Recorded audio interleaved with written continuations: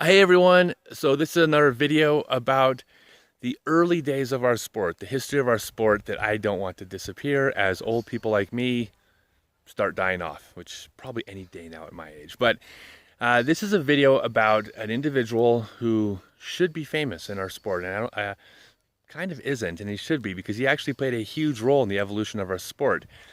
His name is Glenn Whitlock, and a lot of people know him, but a lot of people don't, and you should. The reason why Glenn should be known is Glenn is the first disc golfer in our sport to tour.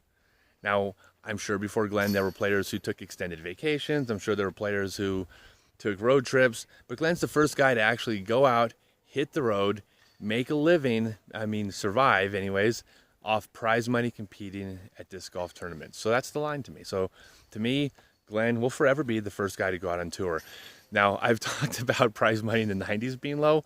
Prize money in the 90s was fantastic compared to the 80s. And I talked about how there were very few tournaments in the 90s. Well, there were way more than were in the 80s. So what Glenn did was astounding. But the way Glenn did it was a couple things. First off, Glenn was also a competitive eater.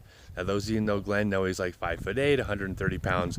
But Glenn was an actual championship competitive eater. He trained, he drank several gallons of water, leading up to competitions to stretch his stomach. I mean, he was the real deal. He ate and made money eating.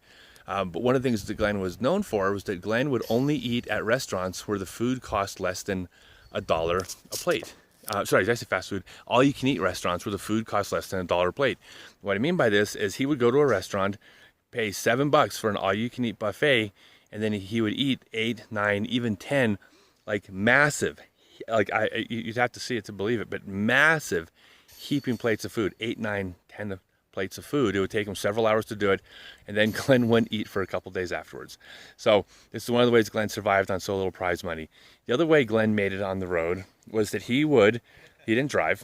Now, you couldn't afford a vehicle back in those days on tour, but he would go to a tournament, compete in the tournament, and at that tournament he would find somebody at the tournament who lived in a town that had a tournament coming up the following weekend or a couple weeks later, and he would ride with them back to their town and then stay in their town for a couple weeks, go to a tournament, find someone who was from a town where a tournament was coming up a few weeks after that. That's how he would get around. If he couldn't find that, he would hitchhike. He would hitchhike from town to town with nothing but his backpack and his golf bag.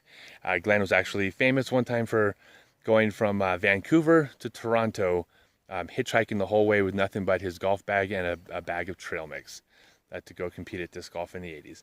I'm sure Glenn has a lot of stories. I love you, Glenn. If you're watching this, you're one of my favorites, one of my heroes. And but this is just some of the history of our sport that I would love if everybody knew about, because I don't know, I think it's cool. If you don't think it's cool, don't watch, but I think it's cool. So hope you guys enjoyed.